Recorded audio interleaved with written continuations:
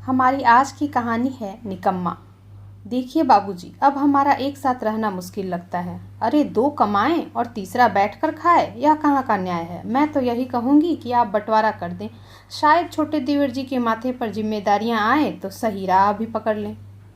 बड़ी दीदी ठीक ही कहती हैं। हम दोनों के पति पूरा दिन दुकान में जी तोड़ मेहनत करते हैं और एक देवर जी हैं जिन्हें अपने दोस्तों और अय्यासियों से ही फुर्सत नहीं।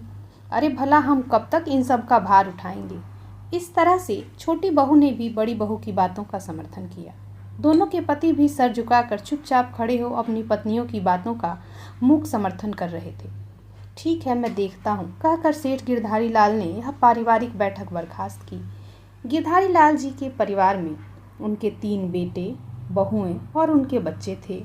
जमा जमाया पारिवारिक व्यवसाय था जिसे उनके बड़े और मंझले बेटे आगे बढ़ा रहे थे। समस्या के मूल में था उनका छोटा बेटा रतन, एक नंबर का निकम्मा और अय्यास।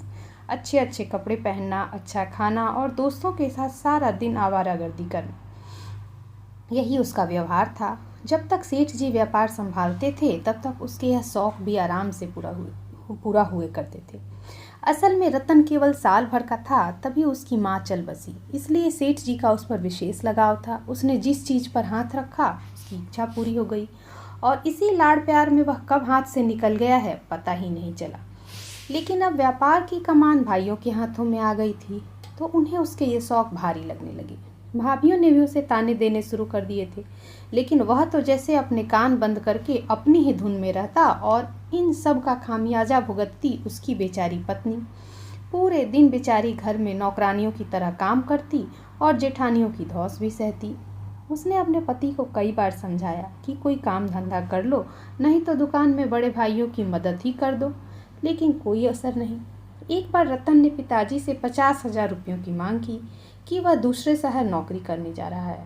सेठ जी ने भी सोचा कि चलो कुछ तो करे। उन्होंने पैसे दे दिए। यह जनाब पैसे लेकर जो गए तो 20 दिनों के बाद ही वापस आ गए। काफ़ी पूछताछ करने पर पता चला कि दोस्तों के साथ मुंबई की सैर करने लगे थे। अब तो घर में उसकी और फजीहत हो गई। सेठ जी भी दुखी हो गए।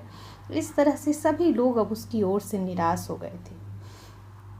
एक दिन की बात है, संडे का दिन था। बच्चे हॉल में बैठे खेल रहे थे। तभी आइसक्रीम वाले की आवाज़ सुनाई दी। सभी बच्चे आइसक्रीम के लिए मचलने लगे। दोनों बड़ी जेठानियाँ आईं और अपने अपने बच्चों को आइसक्रीम दिलाकर कमरे में चली गई, लेकिन किसी ने भी रतन के 6 साल के बेटे मोनू को आइसक्रीम के लिए पूछा भी नहीं।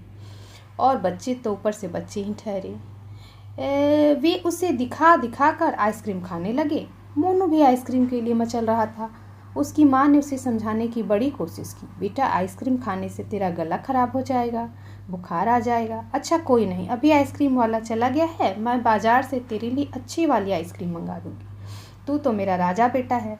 लेकिन उस दिन मोनू ने भी जिद पकड़ ली और ज़मीन पर लोट लोट कर रोने लगा। वही पास में सोफे पर बैठकर मोबाइल चलाता हुआ रतन यह सब देख रहा था। वह अपने बेटे को बहुत प्यार करता था, लेकिन उसकी जेब भी तो खाली थी। इधर बेटे को शांत करने के सभी प्रयास विफल होते देखकर रतन की पत्नी को क्रोध आ गया। उसने गुस्से में बच्चे को 2-3 थप्पड़ लगा दिए। बड़ा आया आइसक्रीम खाने वाला। इस समय उसके गुस्से में कहे गए बोल और थप्पड़ सीधे रतन के दिल पर लगे। वह एकदम से उठ खड़ा हुआ। मेरा गुस्सा बच्चे पर क्यों उतार रही हो? सारी गलती मेरी है। मैं ही आज तक अपनी जिम्मेदारियों से भागता रहा, लेकिन मैं तुमसे वादा करता हूँ कि यह निकम्मा आज से अपनी और अपने परिवार की जिम्मेदारियों को पूरा करेगा। अब तुम दोनों को कोई तकलीफ नहीं होने दूंगा। यह कहकर वह तेजी से बाहर निकल गया। आज शायद बेटे के आंसुओं ने उसकी अंतरात्मा को जगा दिया था।